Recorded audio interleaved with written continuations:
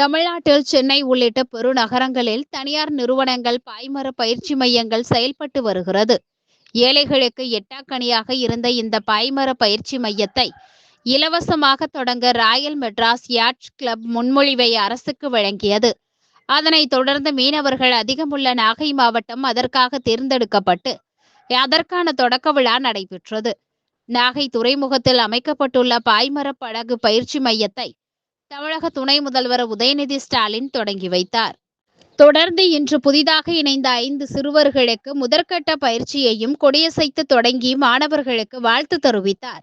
சிறுவர்களுக்காக தொடங்கப்பட்டுள்ள இந்த பாய்மர படகு பயிற்சியில் இணைய அரசு பள்ளி மாணவர்களுக்கு இலவசம் என்றும், மீனவர்கள் மட்டுமின்றி ஆர்வமுள்ள மாணவர்கள் பங்கேற்க வேண்டும் என்றும் மாவட்ட நிர்வாகம் அறிவித்துள்ளது. 1 வருட பயிற்சியான பாய்மர படகு இயக்கும் பயிற்சியை முடித்தால் தமிழக அரசு துறை மட்டுமின்றி நேவி உள்ளிட்ட துறைகளுக்கும் சென்று பயன்பெறலாம் என்று பயிற்சியாளர்கள் தெரிவித்துள்ளனர்.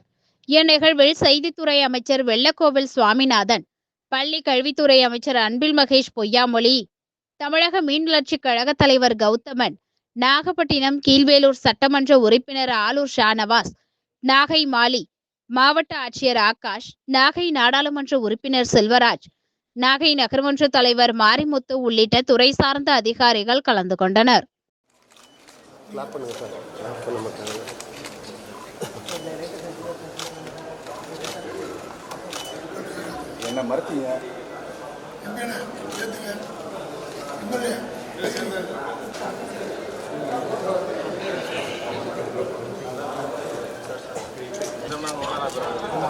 அப்படியே அழகாதீங்க.